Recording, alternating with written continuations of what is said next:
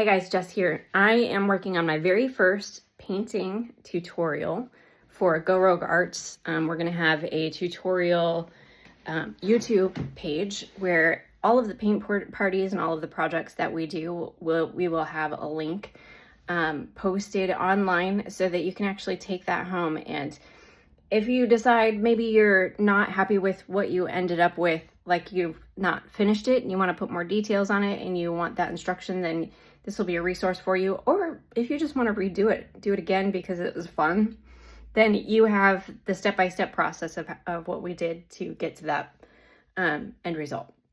So this is my very first long form video, so I hope that you'll be patient with me as we figure out how to map these things out and edit and all that. I'm brand new at that kind of stuff, so it's going to take a little bit of time for me to figure that stuff out. I'm learning as I go, and that's kind of how I do things anyway. I just learn as I go.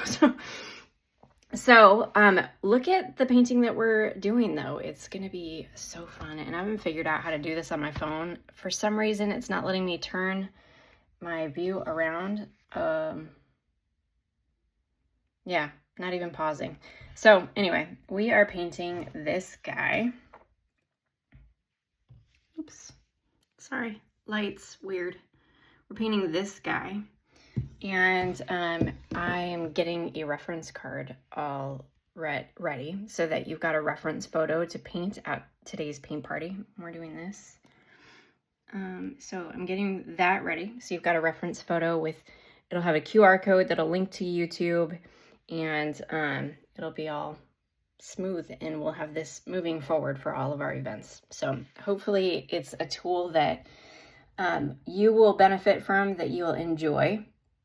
And thanks for following along. I appreciate it. So stay tuned. I'm going to mash some videos together so that you can see this welcome, and then we're going to jump right into the tutorial and have a blast, man. And thanks for joining us. It's fun.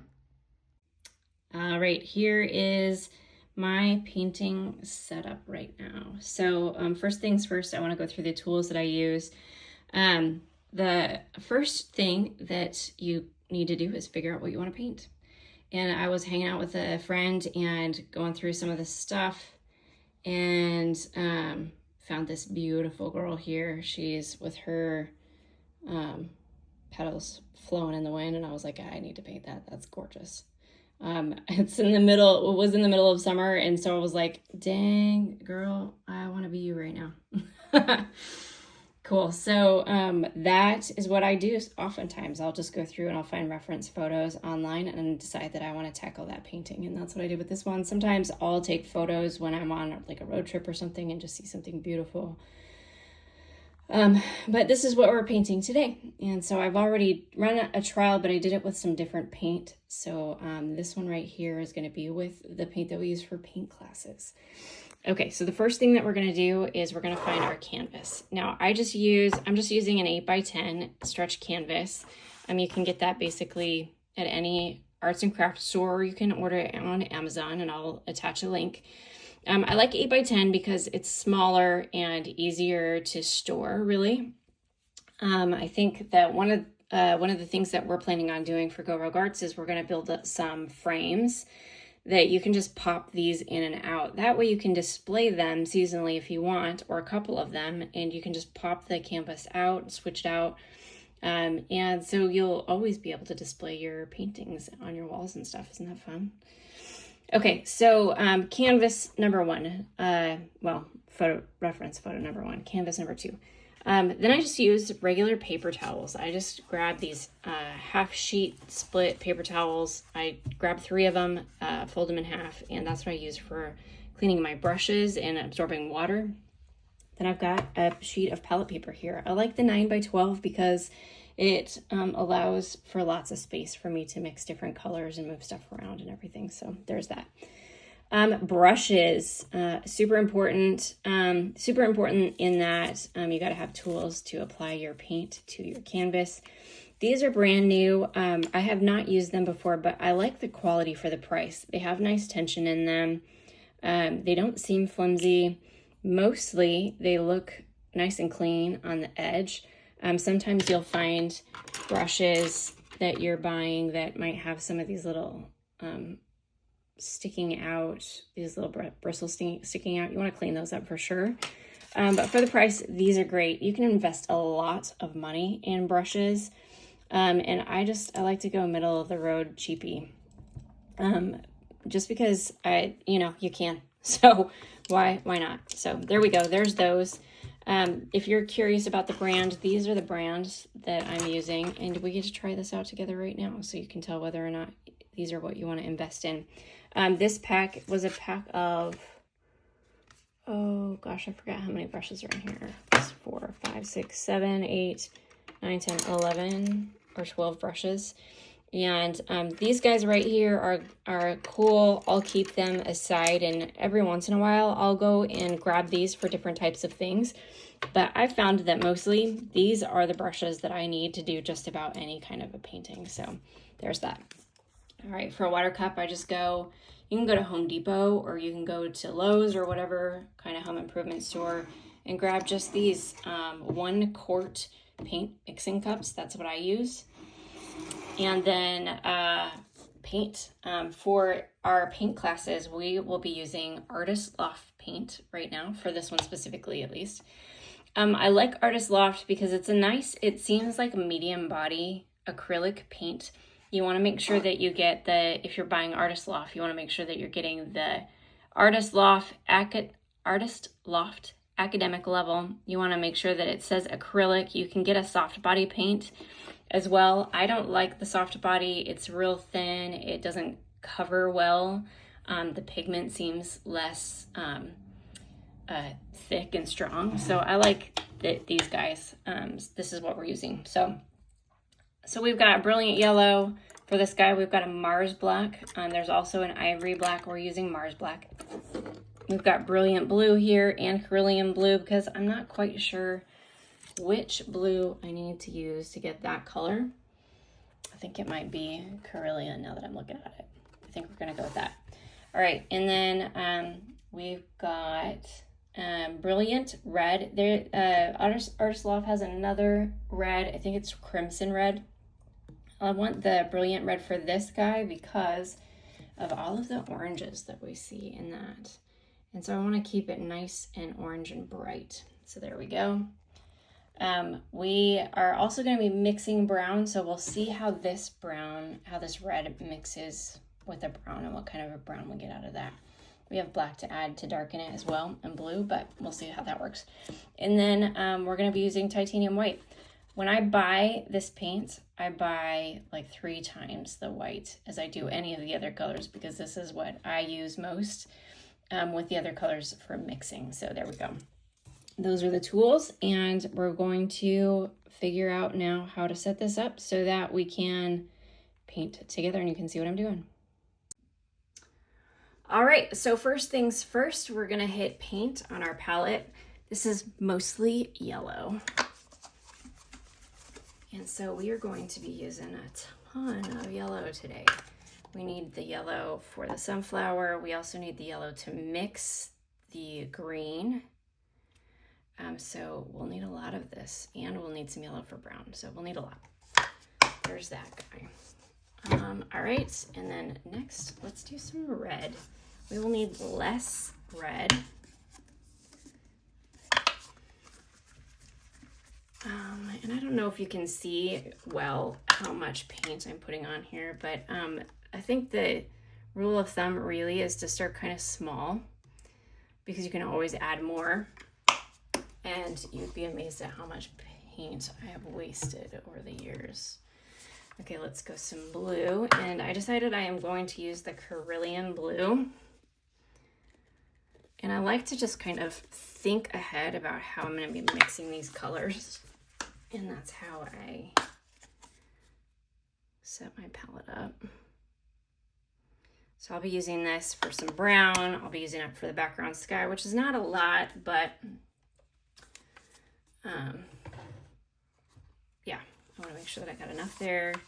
I'm going to be using a little bit of black, not a whole lot, but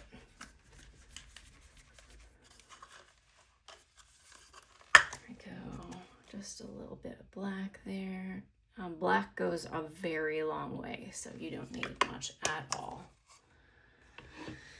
And then we'll hit some white. And for the white, we're gonna need a lot of white for the background. It's kind of a cloudy day, unless of course you wanna go rogue and make it not a cloudy day, then feel free to do that. I'm not gonna use so much because I know that I've got it right here and I can just add some more as I need it. That's what my palette looks like. These are the colors that I'm gonna use. And when you're looking for paint, the truth is you can find all kinds of different colors. But I was watching a tutorial once and was really challenged by an artist who said that you end up with a better, more cohesive looking painting if you find your primary colors and mix the other colors that you want, because the tone of the paint carries through into the other colors. And so I've just been really challenged to use a less of a variety of color and mix my paint, which I'm not gonna lie, it takes time to figure out how to mix that and do that and get those colors nice and solid. But from my experience, once I got the gist of it, once I really started to understand how the color mixing works, it was real simple. Now I can basically look at a color and see, oh, this is more the color, the direction that I want with this color, and be able to know exactly what it's missing and add something into it pretty quickly to get the color that I'm actually shooting for. So it's definitely a skill to build. You can go out there and you can find colors that are mixed that resemble what it is that you're looking for. But from my experience, the cohesiveness of your painting is really going to be impacted by using pre-mixed colors. So that's why I do it this way now. All right, so let's get into this. I'm gonna do my best to kind of swap back and forth. Let's see if I can adjust this a little bit more so you can see how I'm mixing my colors. So I'll do some work on trying to adjust and make sure that you can see everything that I've got going on here. My setup is really wonky, so I apologize if I bump the camera or anything. Thanks for being patient with me. Okay, so the first things first is the background. So background, what I'm gonna do is I'm gonna grab this big brush, this big square brush. It covers a lot of space. And I'm gonna break my painting up into two different background covers. So you can see like a white and bluish, some blue sky back here, and you can see like mostly green down here. So I'm gonna mix some green.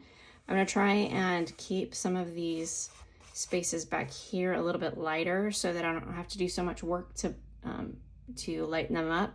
The nice thing about working with acrylic though is that it dries really quickly and you can layer on top. And so I definitely lean into that a lot. So I'm gonna take some blue and I'm gonna take a little bit of white and mix that to lighten it up a little bit. And then the other thing that I love about painting just in general is that you can do it however you want. And it doesn't have to match up exactly. As a matter of fact, you probably don't want it to. You want this to be yours and it's your creative side, it's your vision, and honestly taking risks in going outside of what it is that you see as what you're looking at from the reference photo, and going outside of that a little bit is how you start to build up skill and confidence in your painting. So you can see that I'm grabbing from the blue right here and I'm grabbing a little bit of white. I don't always mix directly before I load up my brush. Sometimes I allow the mixing to happen on the canvas, and I just like the variations that come out of that. Okay, so what you want to do as you're covering your background is figure out what kind of textures you're looking for. I will take my brush that is pretty dry right now and dip it in my water to kind of help this paint to spread and to fill in all of those little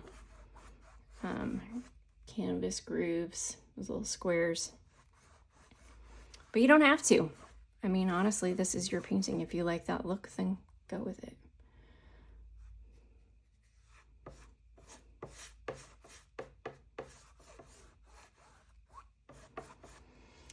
Okay, so I'm going to grab a whole bunch of white now because I want to kind of start to incorporate this white in here.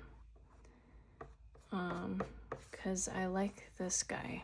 I like the clouds, or the sky kind of peeking through the clouds a little bit. And it's very end of summer, beginning of fall kind of vibes here. Who doesn't like that? I mean, I know sometimes it can be a little bit of a bummer to realize that summer is kind of starting to come to an end, but it's like perfect weather. It's not too hot. It's not too cold. If you want to start grabbing your flannels or whatever, you can. You're not going to die in the heat. I don't know what's your favorite season? Okay, so in the reference photo, and you can see here in this, I grabbed on and really started to like play with the clouds a little bit. And so I'm going to try and do that here on this canvas. I want to make some of the clouds in here. So I'm going to take my square brush, my big square brush. I'm going to load it up with white like this. And then I'm going to hit this, just like kind of pop it and fill in some of these spaces with some thicker textured clouds down here. And again, it can look however you want. I like some of the misty or the, can't think of the word right now, but the thinner clouds coming through up top.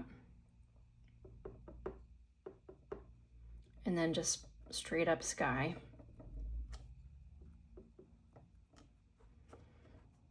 And then I like in this guy that there's like a swirly thing in here. And right now I'm just laying down shapes, which basically is all you're ever really doing, is laying down shapes. I like to lay thicker layers of paint down. And the way that you do that is it's just a lighter touch of the brush so that it's kind of like a thicker spread, if that makes sense. And as you lay this stuff down, you can blend out things that aren't quite as appealing to your eye. But I would also caution you not to get into that and do that quite too much, quite so much, because as you're working and layering, putting layers on here, every layer adds a new kind of thing to it. So with more practice, you'll start to recognize those things a little bit more. I think one of the biggest struggles as a new artist, as someone who's learning, is to overwork your painting and not just to trust the process. So don't stress, man. Which is a lot easier said than done. I know you know. Okay.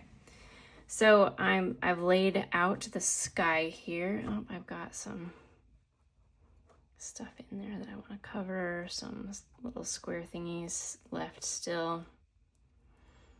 One of my favorite things about painting landscapes is that there's nothing perfect in nature. There's no perfect lines. There's no, you know what I mean? Like just about anything that you do on your canvas is forgivable. It's forgiving. Because if you look at nature, you see this all the time. Now, when I'm painting like a cityscape or some like kind of architecture, sometimes I struggle with that just because there are very defined straight lines in that. And sometimes that can be frustrating for me. My hand's not steady enough for that stuff yet, so. But it's always a work in progress, right? So look I got a little puffy clouds in there. All right, so I'm gonna take my brush and I'm gonna rinse this off so that I can do a little bit more blending off some of those hard edges.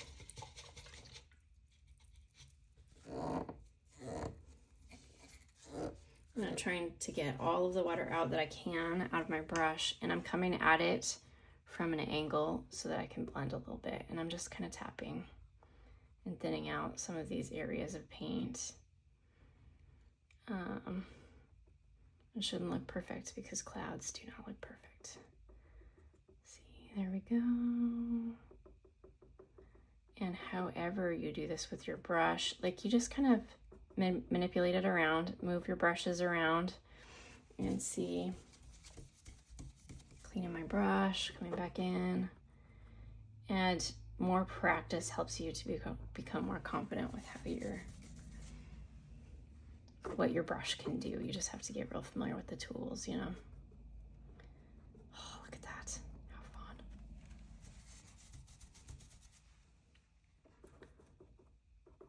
Cool. You can also just let all of this dry and then come back in and mess with it some more. There we go. I like it. That's a fun, interesting background, yeah? All right, I'm gonna stop. So one of my rules of thumb that I've learned over the years is when you're painting, if everything that you do starts to mess it up more and more, then it's a good sign that it's time for you to stop. Okay, so now we're gonna work in the bottom half. The bottom half is mostly green. There's some yellows in there. Like right in here, if I look at the reference photo, that's heavily yellow with sunflowers. And then right back in here is a little bit of like a distant landscape. And so that's gonna be a little bit more dark, and then that's gonna be a lot more light. And then the sunflower is gonna go right smack in the middle here. So I'm gonna mix some green. I'm gonna take mostly yellow. Let's see how this works. And a little bit of blue. I'm gonna start mixing that up until I get the green that I want. So there's a beautiful light green right in there that I will be using for sure. And then I'm gonna grab, sorry about these text messages, I don't know if you can see them, more blue to do a darker green. And so this green is not that rich, dark green that I'm looking for. So I'm gonna take a risk here on camera, and you'd think that you would be going for black, but you're not. I'm going to dip a corner in my red and see if that makes it nice and dark. A little bit of a richer dark brown, green.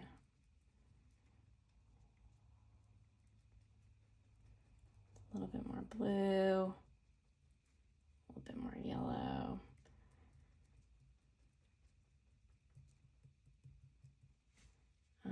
Okay, now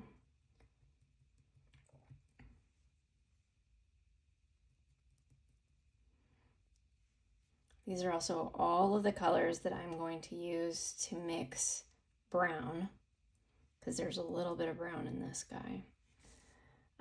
But it's all about ratio. Okay, now I'm gonna dip a little bit of black. Let's see if I can. See, the black doesn't actually make it dark green. It like just a little bit. There we go. Cool. All right, so that's a little bit darker green. The other option that you have is to use the Brilliant Blue, that darker blue color that we looked at.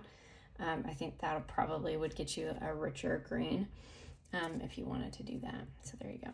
Okay, so I'm gonna go ahead and start painting the foreground here. And I'm gonna use, I've got a ton of dark on my brush already, and I'm gonna take advantage of that, and I'm just gonna start putting that darker green down.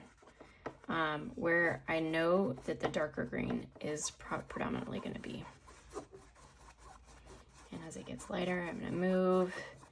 I kind of enjoy some of these other colors mixing in. Look at the tones it creates in there. So my brush, like the paint that's on my brush, I used to mix And so you're gonna see a variety of some of those colors pop up into your canvas here as you lay it down. And I like it. So this is, I don't just stick my covered brush in the water. I don't waste that paint, and I put it on my canvas. Cool. There we go. All right, now I want these lines up towards the top to be a little bit more defined. So I'm going to grab some of this lighter yellow, and I'm going to just use my brush here and just go straight across so that we have a solid horizon line.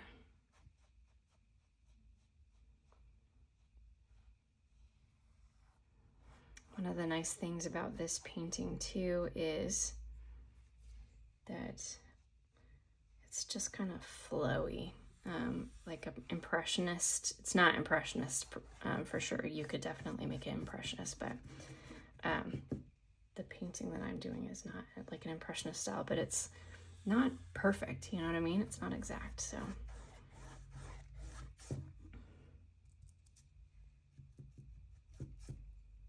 All right, so this is my background, and I've got that in here. It's nice and laid out. Back in here, let's see, it's not perfectly straight. I'm gonna go back in here. I'm gonna grab a little bit of black. I want like a blue-gray and some blue for this stuff in the back here that's a little bit more like landscapey. I'm gonna add a little bit of white because I want it to look atmospheric. Because it's set way back, you know? All right, so I'm gonna go in here about halfway, I think. And again, it doesn't have to be perfect. The background in the reference photo actually looks like a little mountainous. So even if you go in and you're just like tapping in a line, that works just fine. This part's all back behind the sunflower, so I'm not gonna worry about it too much. Okay, so that is the first layer of your painting, and it's the background. Lots of fun. The way that I did this one here, the sky is a little bit different than the reference photo or my original, but I think that's fun. That's great. So, okay, so then we want our painting to dry, and you can tell if it's dry by the sheen on it. I don't know if you can see that. Once it's dry, all of that will be a little bit less shiny, kind of like you can see right in here with that blue. You can let it air dry in, I don't know, probably 5 minutes. You can also use a blow dryer. I do that sometimes. Or just like wave it. That's what I'm gonna do. I'm gonna wave it. Dries real quick.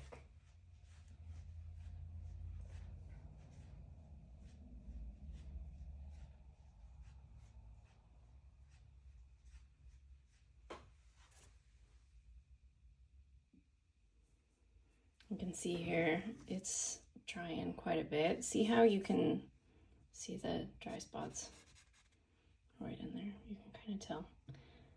Wow, I'm looking at this through the camera right now, and I like how vibrant the sky is. Super cool.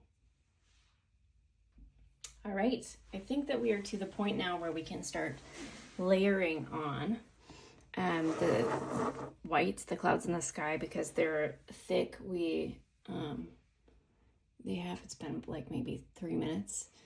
And because they're thick, it takes a little bit more time to dry. If you want it to move faster, you can use a blow dryer, or you can go, I don't know, do your dishes, whatever. And, but we can layer on top of this, I think. I feel confident that it's not going to damage anything. So, all right. So the next thing that we're going to work on is this part right here. So we want to put that, the center of the sunflower in there. So we need to mix some brown, and we need to change brushes. We're going to use this filbert, I think is what it's called. And this is, if you're interested, this is a Transcend 10. So this is the big guy in that pack. Okay, so what we're going to do is we're going to try and mix brown right now. So brown is mostly red. I think this is how we're going to go. And then we want a little bit of blue. So that's going to mix into a purplish color.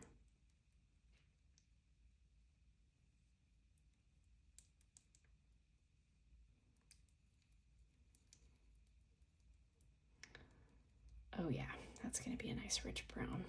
I like it.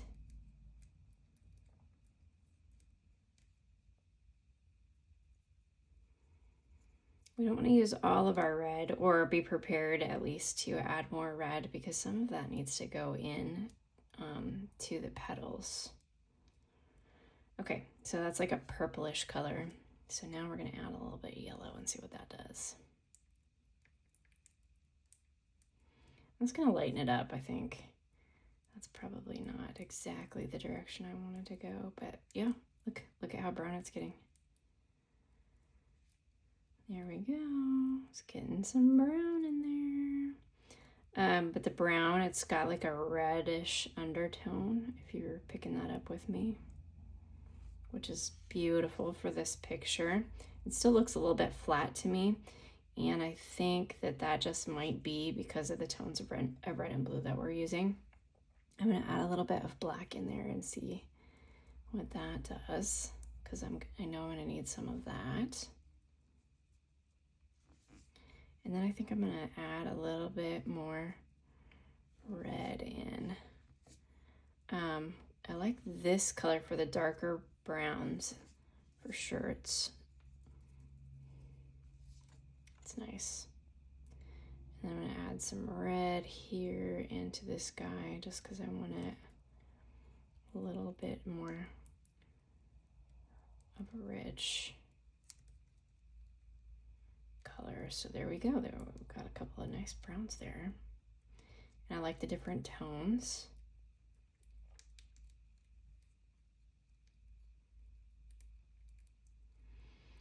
And we got lots to work with. We'll use this in the center, for the center of the sunflower, and we'll also use it in the foreground.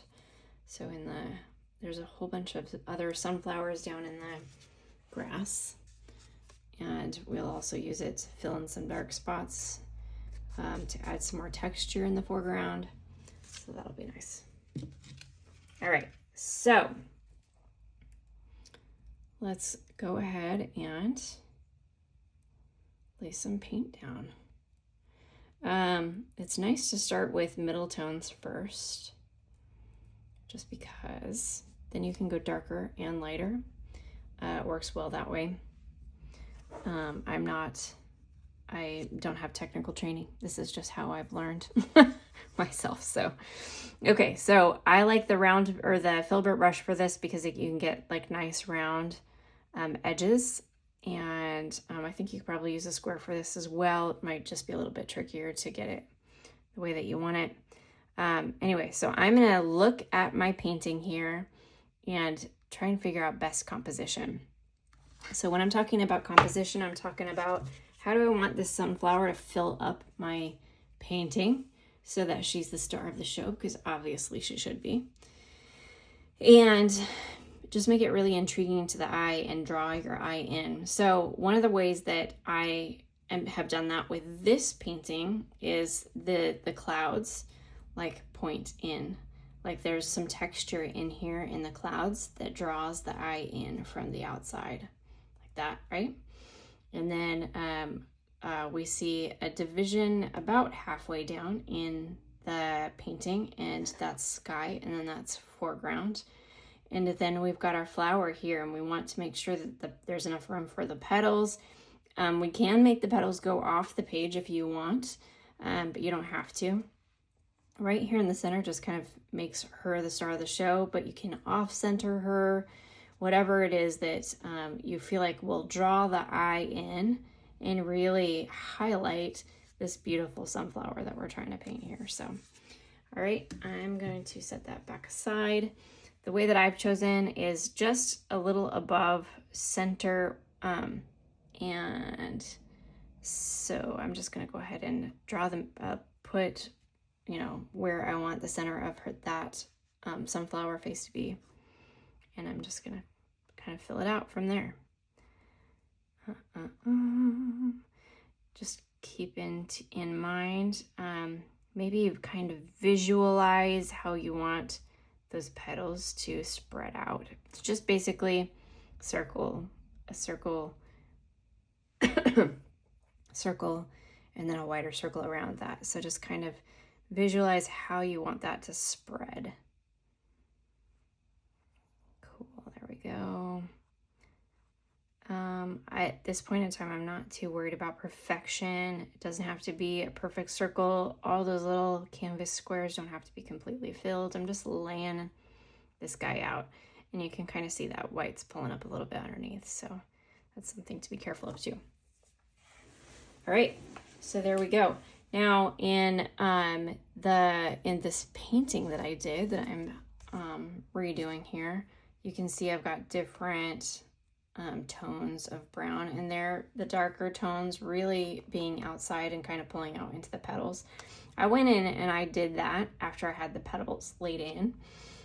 So I'm just gonna add some darker rings in here on my painting with this darker brown that we mixed, but I want to save some so that I can do around the outside there. So I want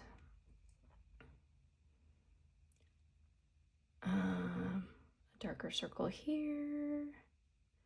And I'm looking at the reference photo too as I do this, and that's kind of helping.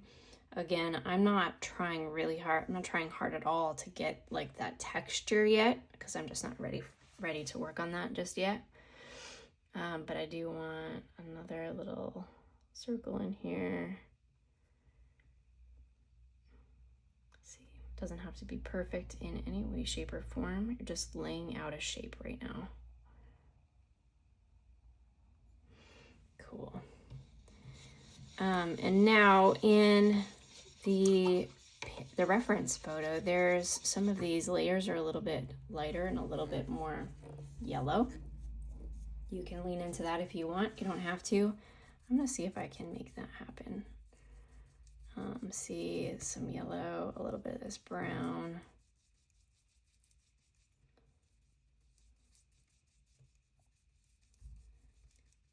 Awesome sauce. Go in and just kind of tap it in. Yeah, that paint's really coming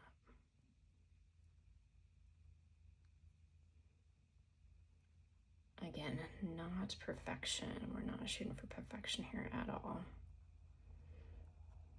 We're just laying in shapes.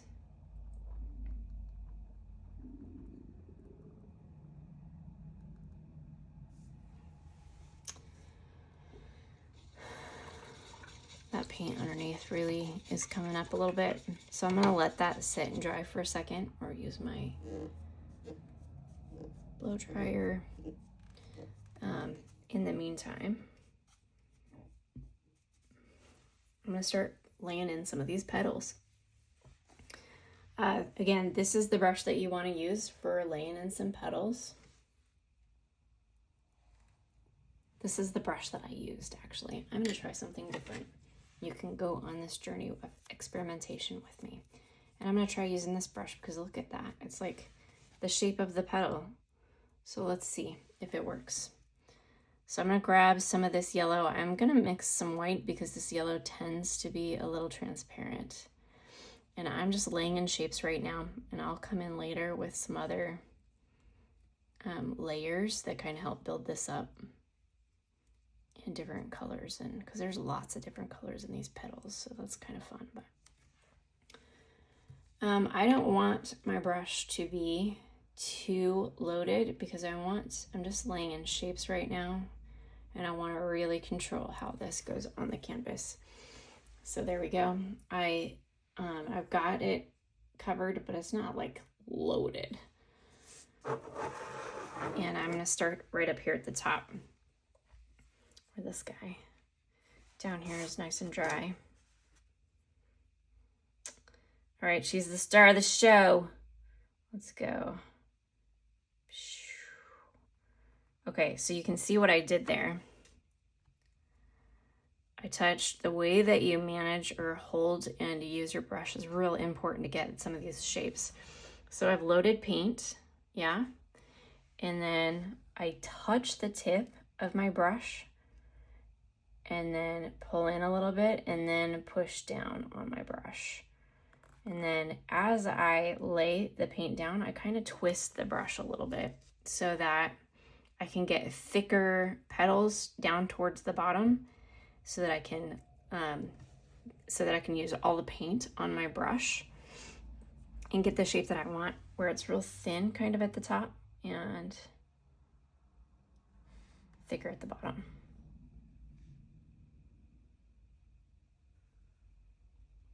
I love the movement in these petals. See, nice little twist.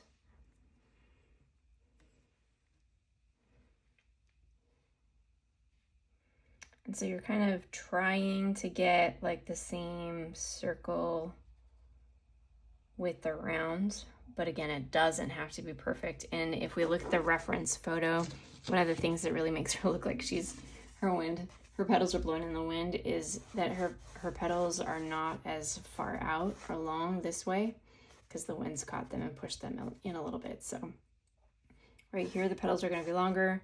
These petals are going to be shorter, but we are still going for like that circle shape.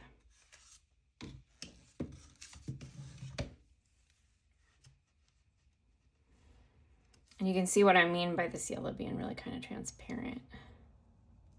So you just add a little bit of white in there. I hope you can still see. And that'll make it a little bit more opaque. Definitely lightens up that yellow, but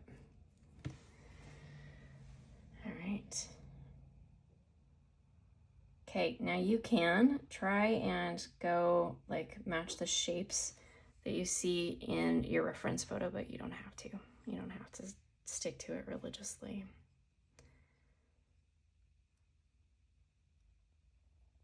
Go in here and kind of thicken up some of these other ones.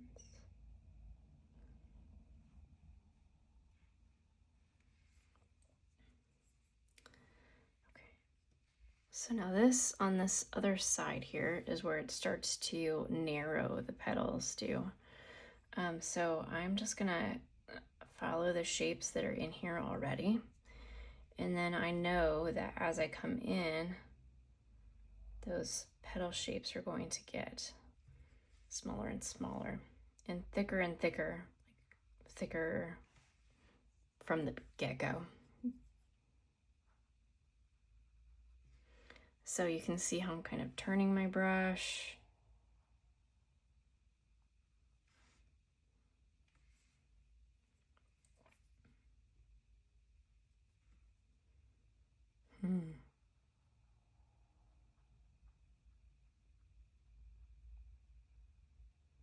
Laying out some of these petal shapes. Catching in the wind a little bit different here and there. And then some of the stuff that you see that's being left open will get filled in with darker color later. But you're just laying down shapes right now.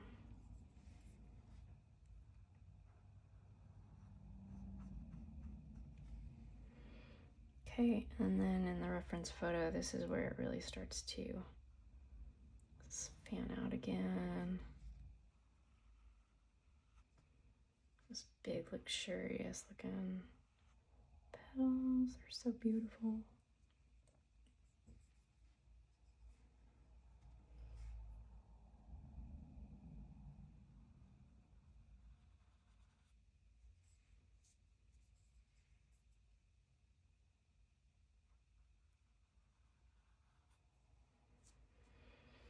Less is always more when you're starting because you can always add. Okay.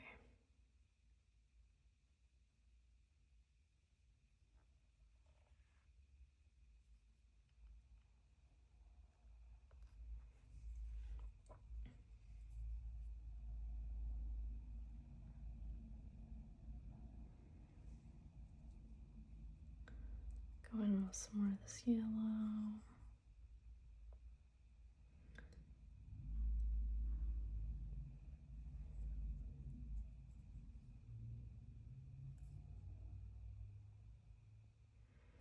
You can kind of get clues from the reference photo about how to lay your lights and your darks and your highlights.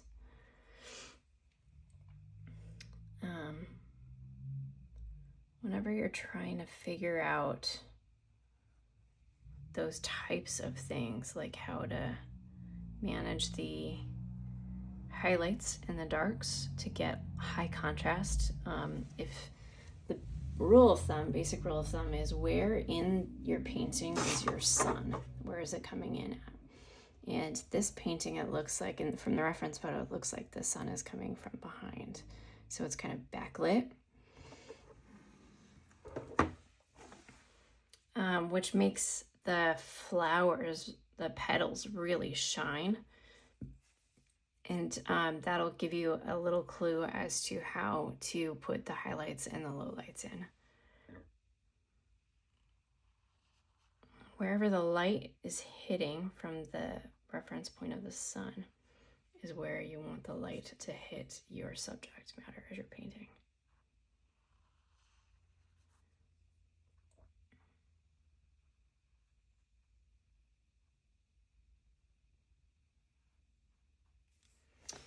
All right, so I'm looking at my shapes here and I'm realizing that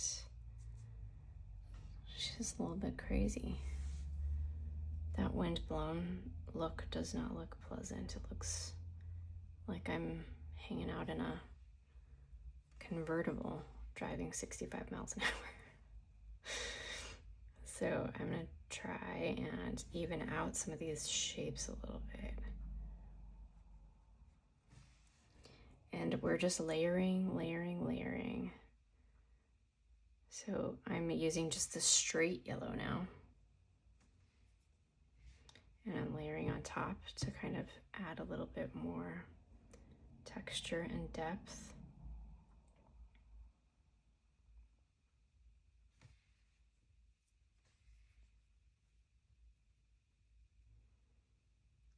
So these petals are being pushed back, so they're less like petal formed and more like they've got an edge, you know.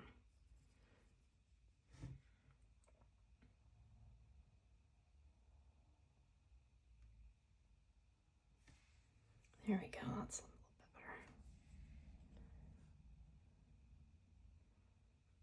better. And the highlights are coming through where the petal is the thinnest because it's being backlit. So we'll lean into that a little bit more as we fill in some of these darker colors.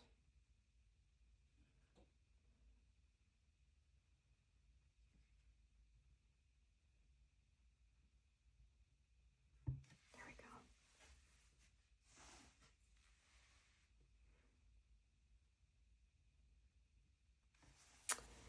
Awesome, so there we go. We've got a nice shape there. I'm gonna go in and add some more petals and some of these spaces that feel a little less filled in.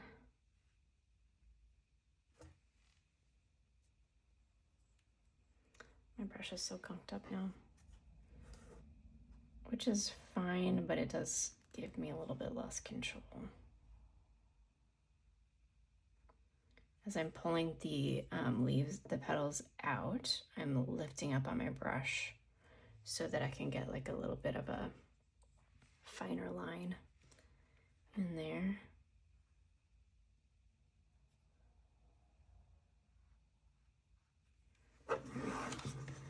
Oh, look at her go. Okay, now we need some more stuff down here, I think.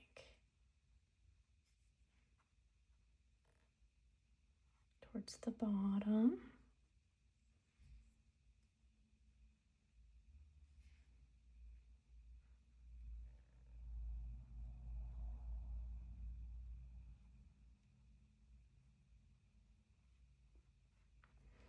And again, the question is, where do you want highlights to go? just kind of keep that in mind as you're painting. Where do you want those petals to really shine through? Some of these petals here in the reference photo are blown back, so they look a little bit more like this. That guy's pretty right there. See the difference in the tones? That one's really light and that one's really dark. So you can see the light kind of coming through the petal right there. I don't know if you can tell that from this shot. My goodness. I don't know if you can hear my stomach, but ooh. I have not had breakfast yet. All right, so we're gonna let that set and dry a little bit. Oh, just a little bit, because we need to work in some of these lighter color or darker yellows as that's still setting. So actually I take that back. We're not gonna let that dry. We're gonna move on to the next section here, which is to add some of the darker colors. Okay, so I've got, can you see what my palette is doing here? I've got these yellows. Some are lighter with a little bit of white. Some, this is pretty much just a straight up yellow now. So this is super light with some white mixed in. There we go. And I'm gunking up my brush. Okay, now I'm gonna add a little bit of some of these darker brown colors. Add golden reds. I want this to be glowy orange. Not orange, but glowy brown, I guess. How's that looking for you? You're starting to see those fall colors. I think I'd still want a little bit more red in that.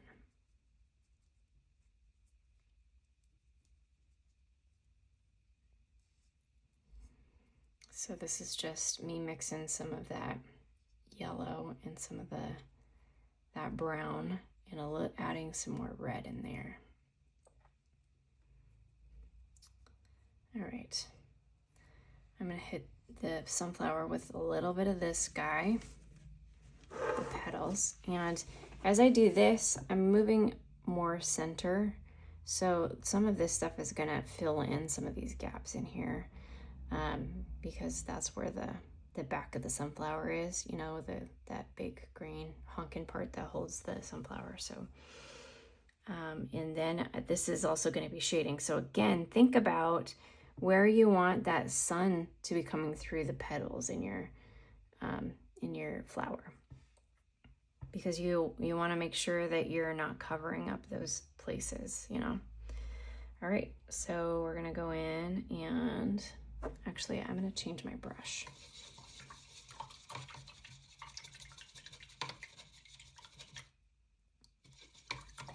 But see, this is kind of how you learn to use your tools. It's a little bit of an experimentation. And there we go. I'm going to use this guy, this round brush, Filbert. It's not round.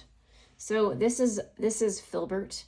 It's not round because this right here is flat. This right here is round. So anything where I forget what this thing is called, but anything where this is round, that's a round brush. The top is rounded, but it's flat here. So this is called a Filbert. All right. And you can Google it too, because I'm sure that I'm not saying all of that right. Again, have not been technically trained. I've learned on my own, so.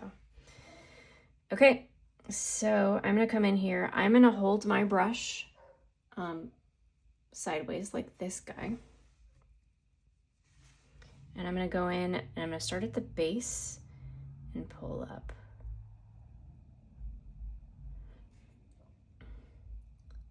And I'm just gonna come through and do this on all of the different petals. So you can see this one is a little bit sideways, and I've cleaned this side of the brush off so that you can see this paint lays with a little bit more texture and a little different perspective. And I'm just gonna start filling stuff in. And it doesn't have to be perfect. I think I want some of this to be a little bit darker, so I'm gonna pop in here and add a little darker browns. My goodness. Again, where do you want some of those beautiful, glowy yellows to come through? Just be thinking about that as you're doing this.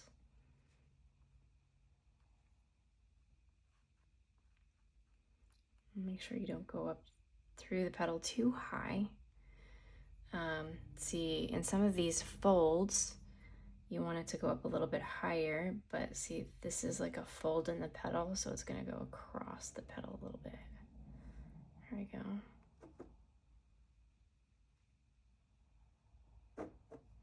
So it kind of creates a little bit of a shadow effect, if that makes sense.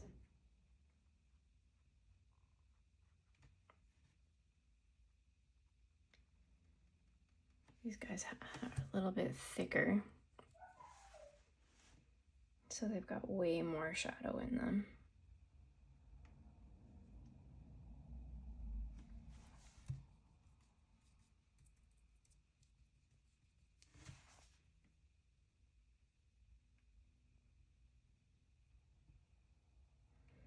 And really the highlight on these guys is right along the edge of the petal, and it's not really seeing through the petal, it's more of a highlight from the sun that's hitting the outside of the petal. So keep that in mind. The more inside we go on this petal, the darker we want it to go.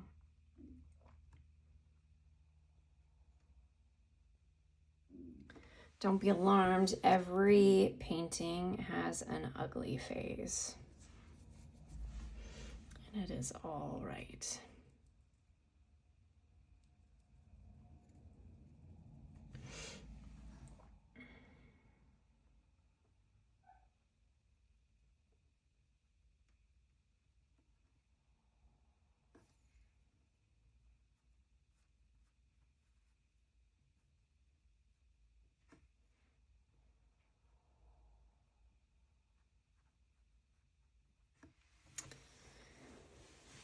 All right, what do we see, huh? What do you guys think?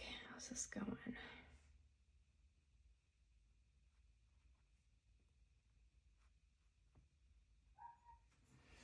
Okay, I'm gonna clean my brush, and I'm gonna come back in here with some yellows.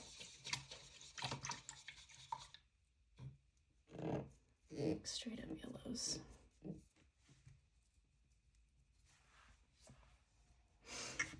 Because I want to blend this in a little bit more. I'm just gonna go in and shape my petals.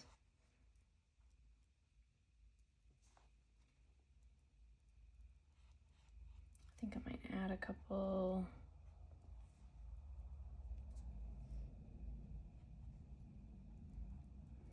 Fill in some stuff in the back.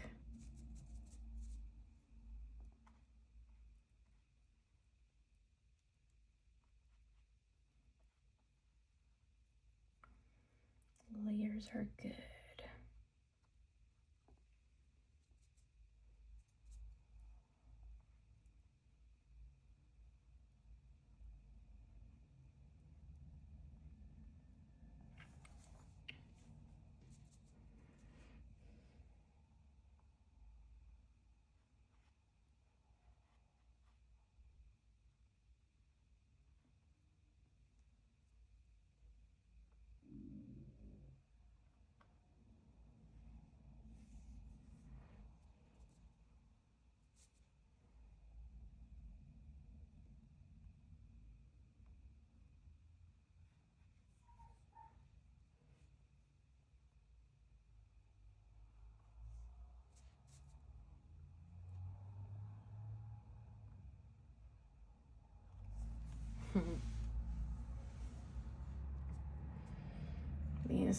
petals, I think as I'm painting them, what I'm observing is that they're super thin, and the petals that I did on my original were like thick and few. So that's something to keep in mind. I think this is gonna be great too, but it's looking a little lion maney to me.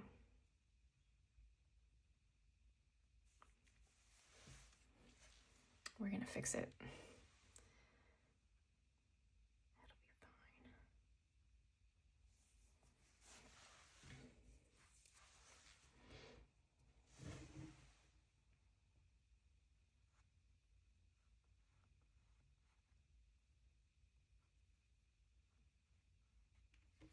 It'll be fine.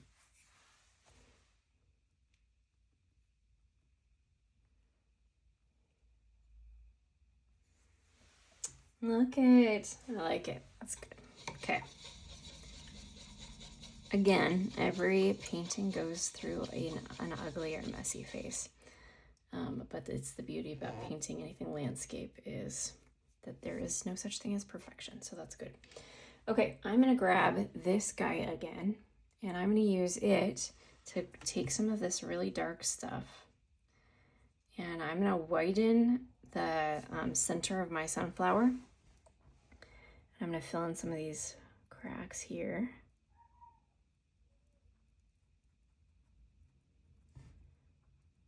Because if you look at the sunflower,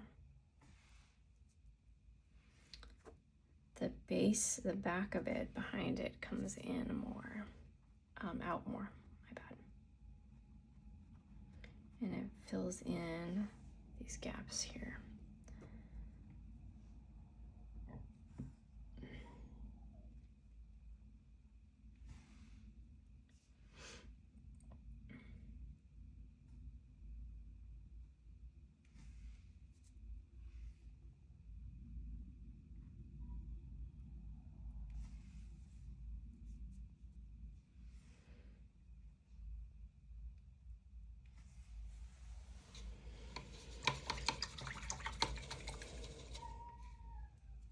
Okay, and then I'm gonna come through and I'm gonna whiten this a little bit more. It's just gonna be bold and big and beautiful.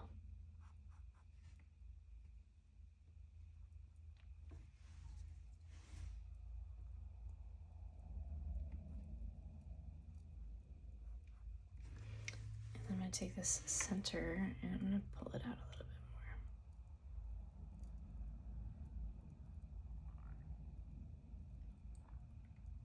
Awesome sauce, look at that. Woohoo!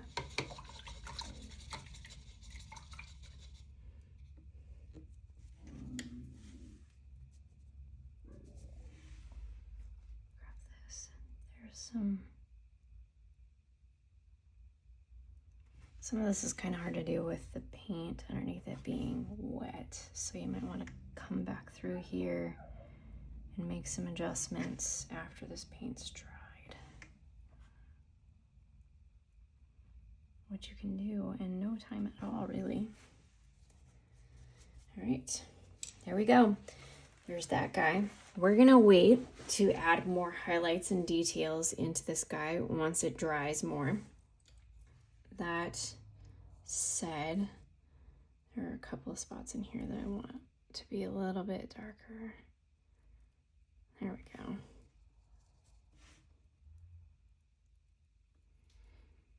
Because in the base of this flower, that's where it's really thick, and so there isn't much,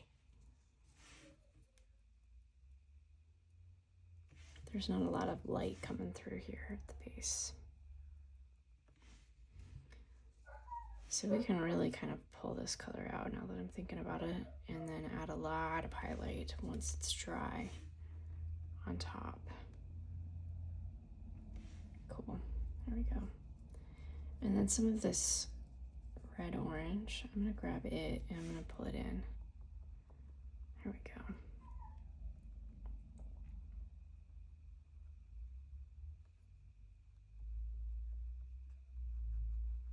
Lighten up the center of this guy a little bit.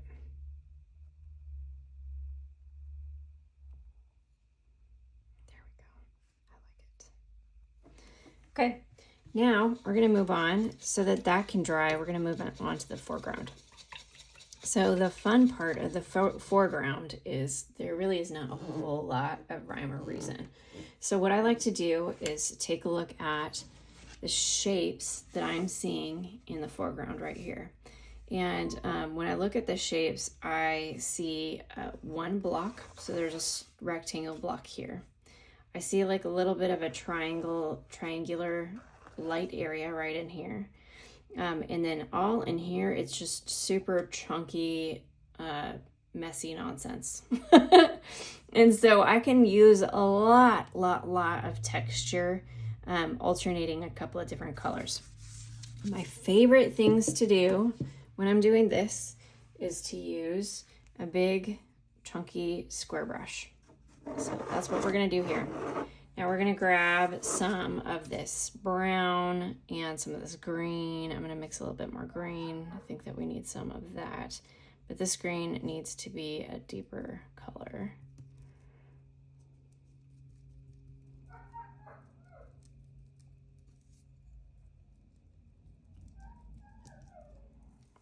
Definitely need more yellow in there.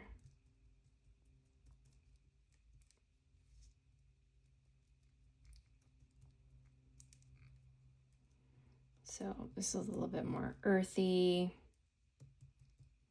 brown color. Still not going where I want it to.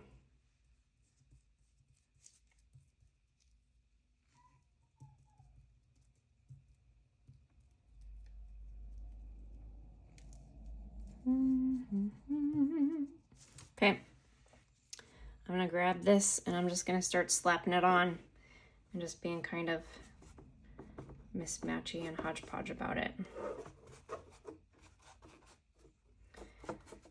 You can let some blues come through and some reds come through, and that's really just only going to add to the magic of your background here.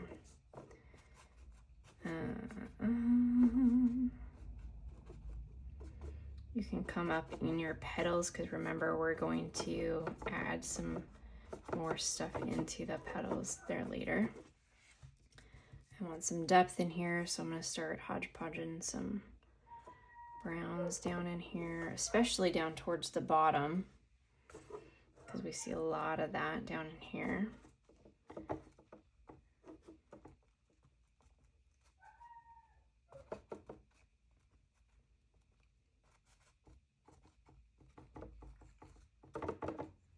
There we go.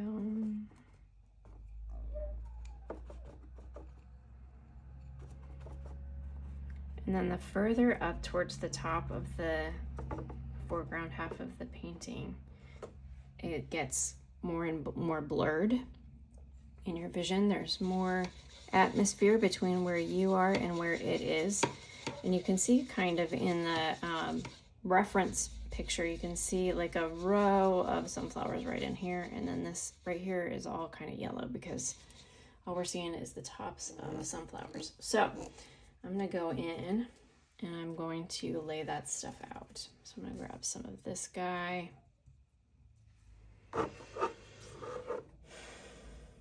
And lay it out just thick yellow. Because we are just seeing the tops of sunflowers in there. I'm gonna do the same over here on this side.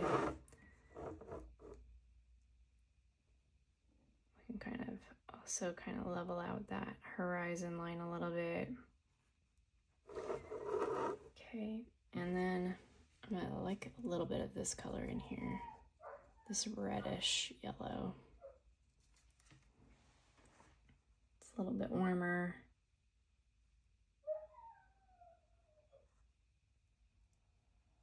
Kind of bring that down a little bit as far as you want it to go, really.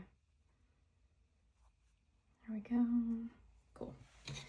Now we've got some sunflowers that we kind of want to paint. They're a little bit blurred in the background. So we can take this guy, this brush here, and grab some of this brownish color and use it to kind of help us create blurred sunflowers.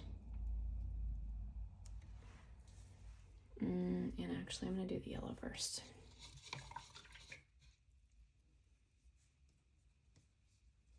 So we're going to grab some of this yellow. Let's do a whole bunch of circles.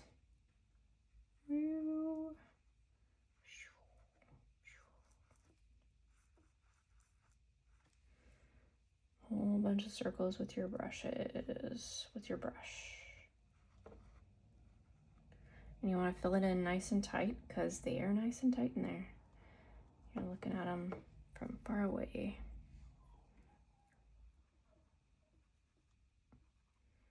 They're nice and tight in right here at least. Okay. And then we'll grab a couple and we'll make some sunflowers right in here. Just a whole bunch of little circles.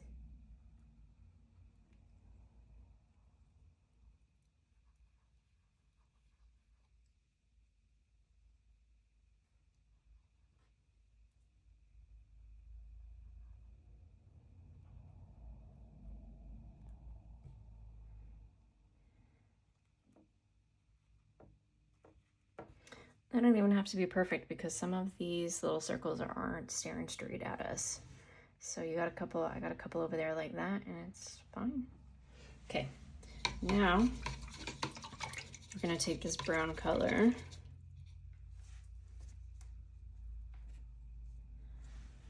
and we're gonna fill in little centers, little faces.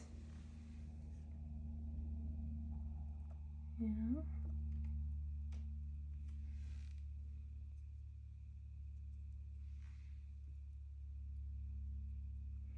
And so I'm just not pressing so hard on my brush because I want just the tips part of it.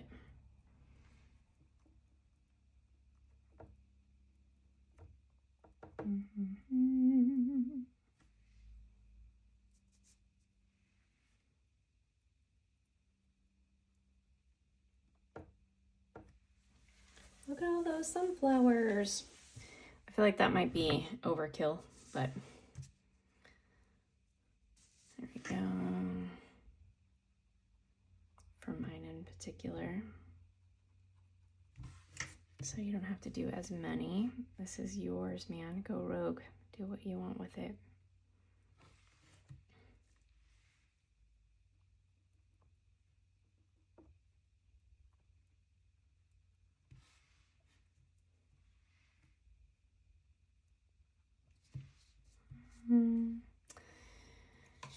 All right.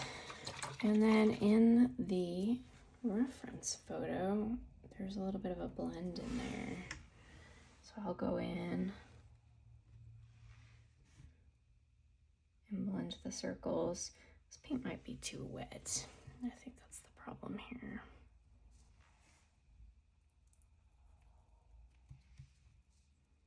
But look at how cute that is. This painting was a little bit more whimsical.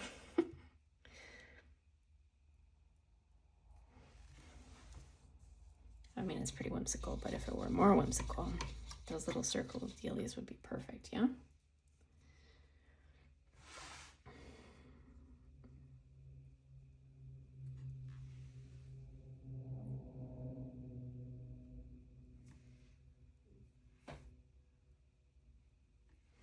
All right, I'm gonna let those set, and then I'm gonna come in down here with some of this lighter yellow color and help to block in some of that. Lighter yellow, brown, but I want it to be way more yellow for sure. Much, much lighter. We're catching like leaves that are kind of turning and all that kind of stuff. So I'm gonna go in here and just kind of got some of this stuff in here.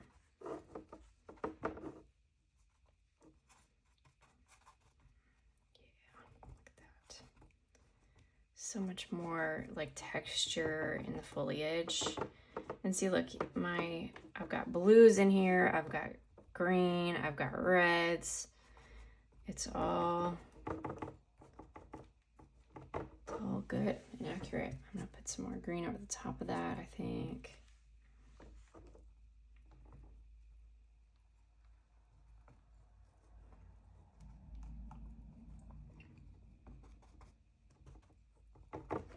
Then I'm gonna mix a little bit of a lighter yellow green to go over the top of it.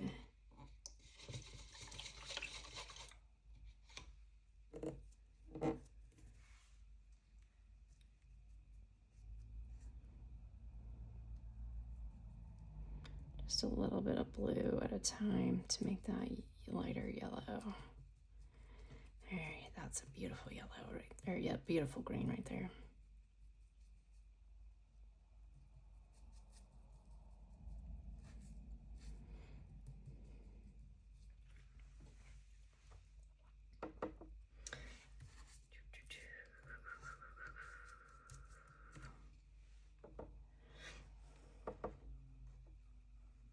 Lots of pretty highlighted leaves in there, yeah, like it. Especially right around these sunflowers, you know? There's lots of highlights and stuff in there.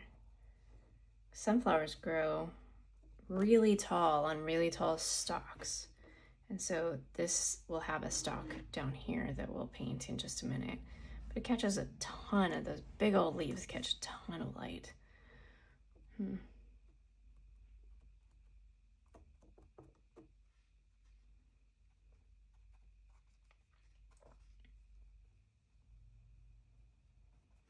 And they cast lots and lots of shadow. So that's why we want this to be full of different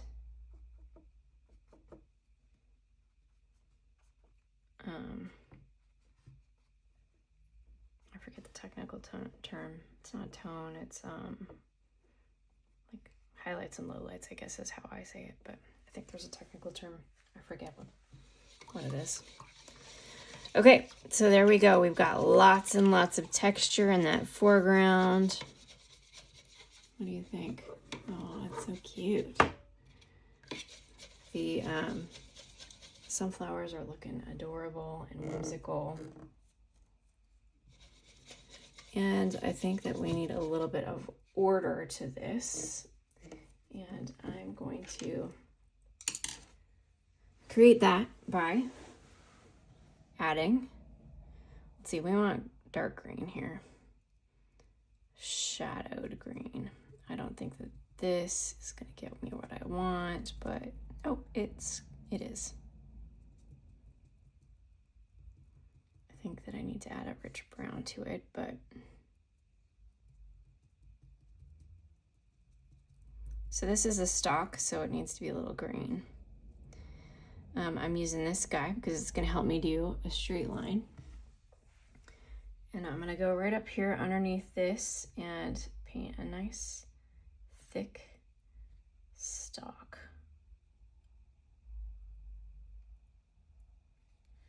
I'm going to pull it right through there. Again, this doesn't have to be perfect. We're going to come in and we're going to do some fixing of the petals, some additional highlights and stuff. But this guy's big and thick, it has to be, in order to carry our big, beautiful flower. Cool, and then I'm gonna come through, I'm gonna grab some of this green here, the darker green, not a shadowed green. And I'm gonna use this to make some big, beautiful petals. So I just can see how I'm kind of spreading the brush and letting it drag. And I'm gonna do each side of that petal like that. I'm gonna come back here. I'm gonna do a petal on this side and add a bend in it. So I'm just kind of like drawing a line and then pulling it down.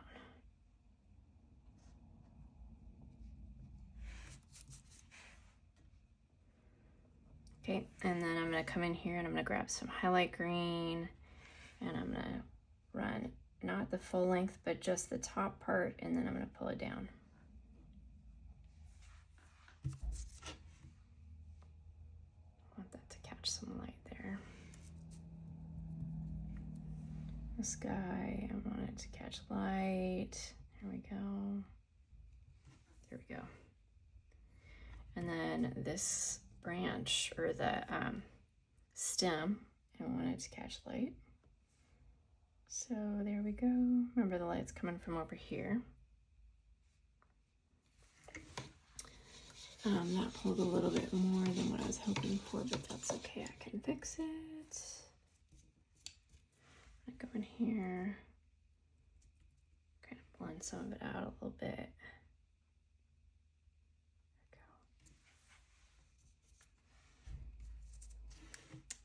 Dang, man. That stem took a life of its own.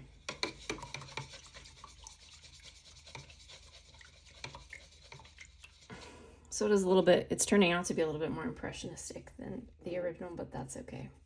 I'm adding a lot more detail. All right, so now we're gonna pause because I want this to dry so that I can finish up details. So we're gonna pause it. Sweet. All right, part 2. Look at this baby. You can see that she's dried a little bit and there's a little bit of stuff that's still not drying, but that's not dry yet, but that's kind of perfect because it'll help us blend some things in a little bit more. So we're gonna finish this baby up here, and I can't wait. Okay, so we're gonna grab some of these colors and pull some of those browns and reds in again. Red. You see what I'm doing here? I'm trying to kind of match that color right there. I think I want to brighten that puppy up a little bit more. And brightening it up is not the same as lightening it. So a lot of times we think that just adding white is going to, it's gonna lighten it, but it's not gonna brighten it. So it's gonna change the tone of the paint actually, when that's not what we're looking for.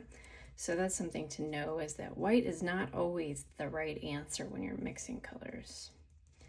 Okay, so I'm gonna grab some of this brownish orange and mix a little bit of this yellow in, and so you can see that those colors are not blended on my brush, and that's beautiful actually. That's really nice. Okay, all right, so let's get at it. I want to add some more dark, because when I look at the reference photo, I see that it's a lot darker than up close than what I got here. So I don't actually have, it makes it a lot more dynamic when you have a lot more of a light to dark change, like a comparison. It's a lot more visually compelling. So I'm gonna add a lot more darks in here. And again, I like doing that stuff right on my palette and on my painting as I go. So I'm gonna get these guys in here and just be generous with how I put this on. And thick, and I'm just not gonna stress about it that much.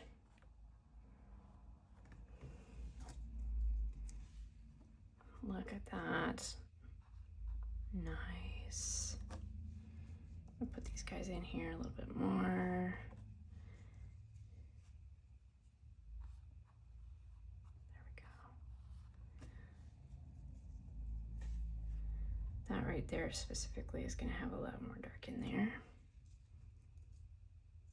Grab some more yellow.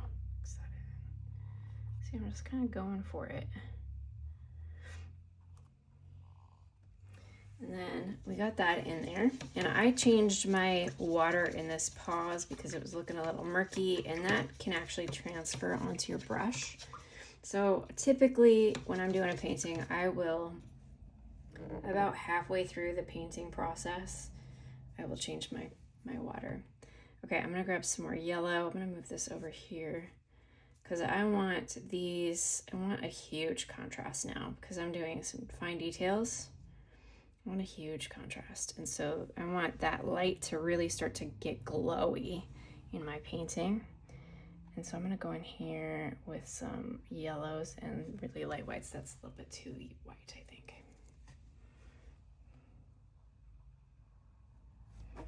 Okay, and come back up with some of this darker color. Some of this is just overlap in the petals. There we go.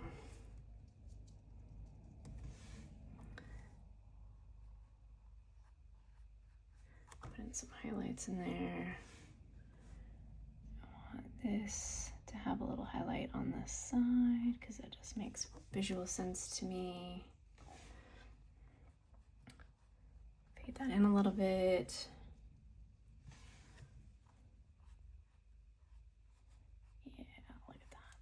Nice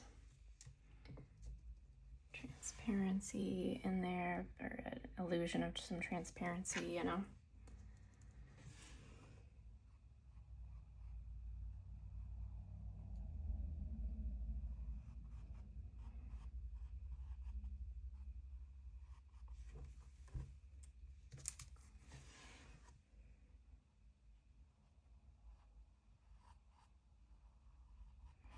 And again, as I come up towards the tip of these petals, I'm lifting the pressure off so that I can get a thinner line. That's how I'm getting those points towards the top.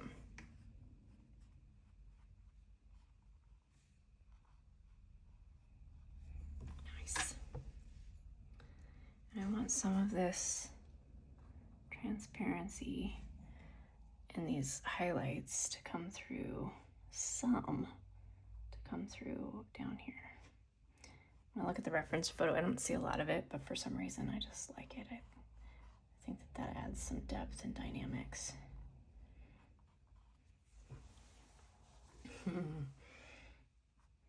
Just looking fabulous.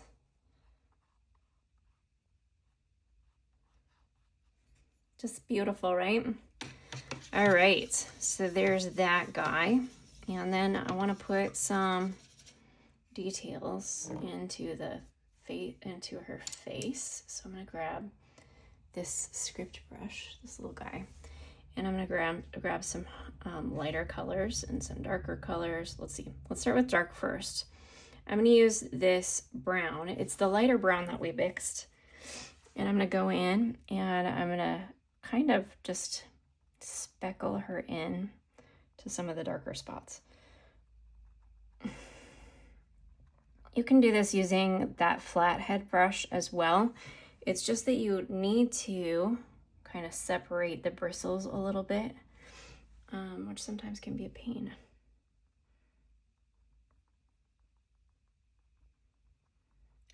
The older your brush is, the easier it is to do those types of things though.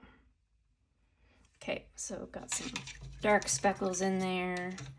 Now I want some lighter brown speckles. So I'm gonna use like this orangey brown that we made. I'm gonna speckle that in there. And you can thin out your paint so that it cooperates with this process a little bit better just by dipping your brush in your water and bringing it in and mixing. See, look at that. Little speckles. Reference photo has like a concentration of these speckles right in the center here, which I kind of like. And then it's got some darker speckles. So take a little black in there.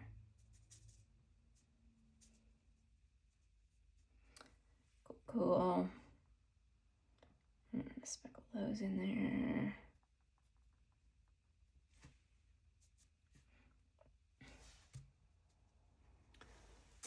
See what I'm doing here? Okay, I'm taking some of this brown and I'm mixing some black in there to make it a little bit of like a black brown.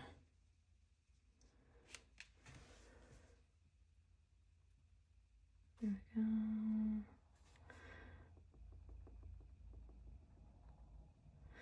And you can just keep on going at this until it is how you like it, until it looks like what you want it to look like. I'm gonna pull some of this up here and add some definition. This is detail work. So I heard once from an artist that an artist's work is actually never done. And I think that that's true in some ways. I think that you can just keep on working on something until the end of time. But it's positive. It's a good thing to learn when to call it, when enough is enough, you know. So this, you can just keep on working on this until forever. It's great skill building to continue working on it. And also it can get frustrating. And one of my rules of thumb just in painting in general is I have defined that I know when something is finished when every time I touch it, it just gets worse and worse. Then it's a time for me to pause, to stop and step away, to get my mind on something else for a little bit. And a lot of times that just helps me to get some perspective and to come back and be able to look at it really fresh and new. I like sometimes to, oops, we're slipping out of the frame here. I like sometimes to take a picture of the painting that I'm working on and then come back and look at the painting through a picture. For some reason, it just gives me like a different perspective. And I'm able to see things in a different light, and it's really helpful sometimes, especially when I'm getting frustrated with a piece and it's not going how I hoped it would. Just like little pro tips that I've learned over the years on how to manage myself as I'm working through projects. See, right now I'm bouncing back and forth between looking at my painting and looking at it through the lens of the camera, and it's really helping me to see where I might want to make a couple of changes. There's some highlights in here that I feel like are missing, especially at the top, which seems important to get. So I'm going to do that real quick. I'm just going to use the same fine lined brush for some of these details, which I don't necessarily have to. I could use the bigger brush. See, I want some like really light yellow. See what I'm mixing in there for some of these, because look at that. Some of that down there. Woo! Even that right there. I really like it. Really, really brings dimension and pop. There's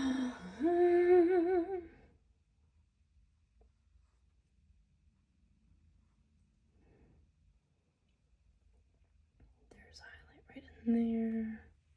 Nice and bright. Some highlight in here. Big, beautiful, bright. Don't be afraid of hitting with color. Push comes to shove, you can always fix it by letting it dry and going back over the top of it. Don't try too hard to fix while it's still wet, because then you'll just end up with a big muddy mess, but it's always salvageable.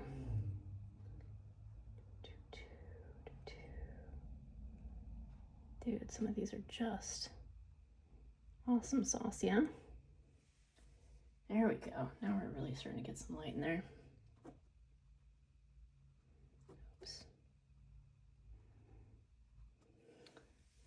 Look at that. There we go. Okay, now I need to come back over here. Ooh, careful, some of that's still wet. Grab that highlight right along the edge there.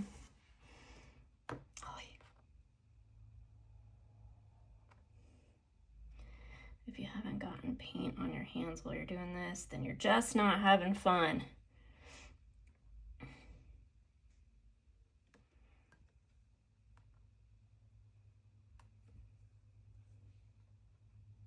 Especially right in there. Because the light's coming from the back, and it might, this piece of it might shade this stuff right in here, but this right here is really being hit by the sun, yeah? See some of that. Woo! Yeah. Look at her glow.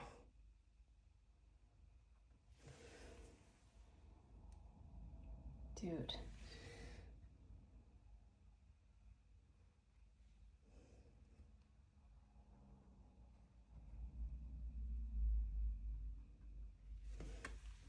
How's that? What do you guys think? Right there. Okay. I need to stop because I'm going to overdo it, I think. That stuff looks nice and dark in there. But that looks nice and light. Oh, she's so pretty. Don't you think? Okay, sweet deal. Now I want to come down this side here and put some highlights right there in the stem. So the stem, I went a little bit nuts there and it got a little bit wide, but that's okay because I can come in with some highlights and reshape it so that the eye sees what I need it to see. And it's good. I'm gonna do a thin little line on this side because that's reflecting light as well. I don't want it to be quite as bright as where the sun is hitting directly. And then I'm gonna go in and I'm gonna do that over here. There we go. And here. You know, how's that? Okay, and now I'm gonna go and put some details into the leaves here. I want these to be lighter green. So I'm just kind of using up the rest of my paint here as I finish this up. And I want to put, it's drying out a little bit, put some, I'm not worried about paint conservation so much because I'm finishing this up. There we go. What are we thinking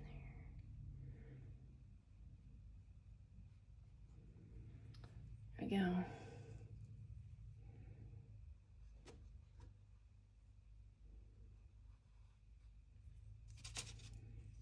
Awesome. Cool. There we go there.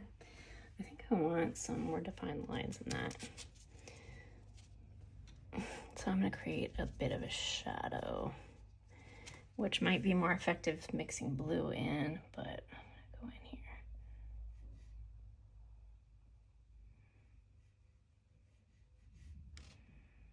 And I like the leaves on the first one that I did better because they've got a little bit more highlight and shadow and movement to them. Let's see, I'm gonna do this. This is what I did, I think. Went in there, did that, and then a little bit more shadow in there. What do you think? I'm gonna do this. Highlight in this side. Ooh, this is good. I think I want shadow there.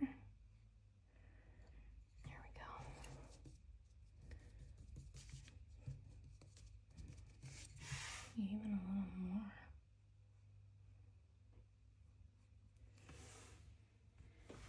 All right. Oh, I don't know if you can see me now. Sorry. If you can. I just kind of want to blend this stuff out a little bit.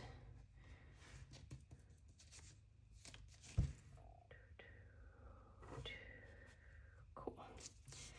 Here we go. Add a little bit more shadow in there.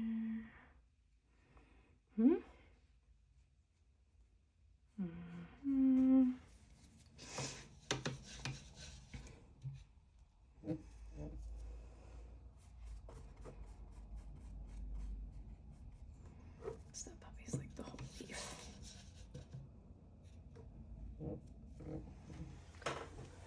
What do you think, guys?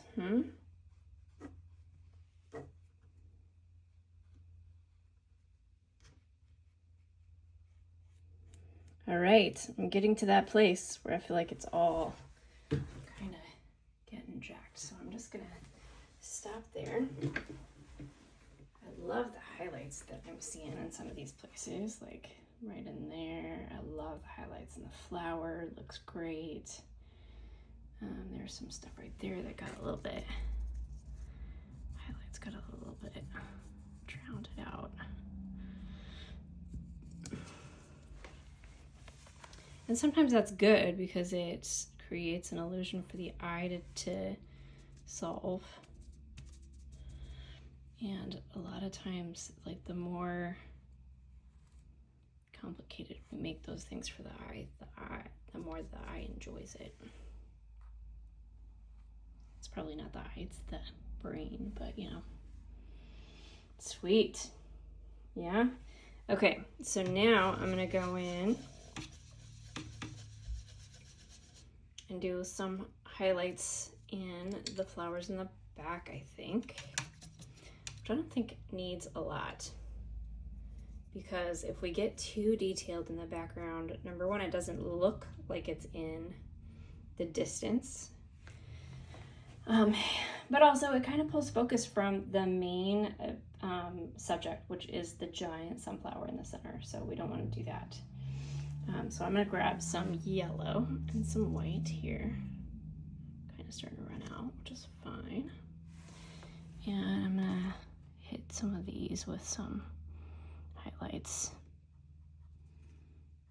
Honestly, these, this shape of sunflower right here is so cute and whimsical. Like if you wanted to do just a whimsical sunflower painting, you can do it with just these little swirlies, and I think it would be adorable.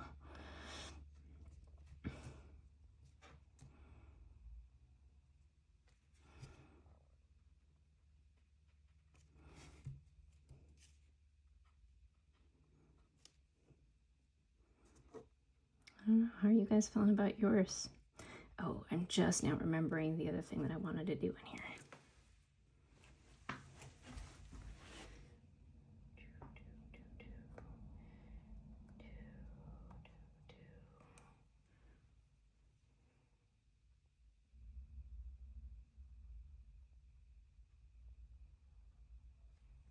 I think that's too white. I don't want it to pull that much focus. Oopsies.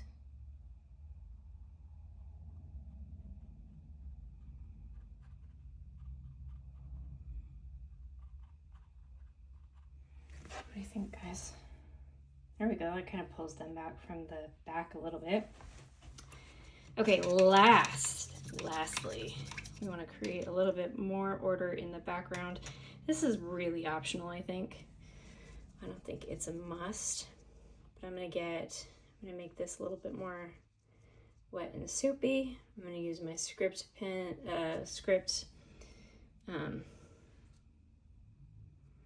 paintbrush. Again, I don't know if that's actually what it's called. It's just what I call it.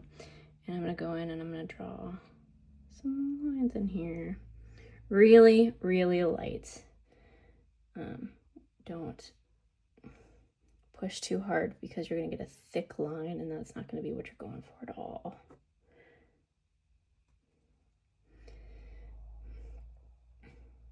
Some of them you can drag down, some of them break up from the vegetation. Doesn't that kind of add a new dimension or a new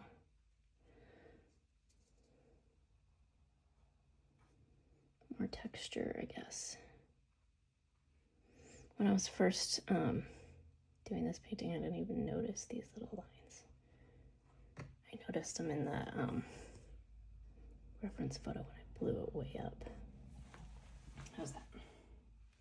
There we go. Look at you, man. Gorgeous. All right, I think she's done. Don't forget to sign your painting. You got to do that. I use my script pen and I get my paint nice and wet so that it's very fluid.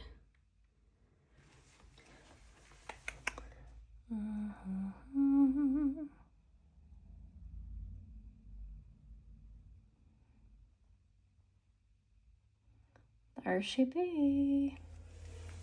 All right, guys, happy painting. Have fun.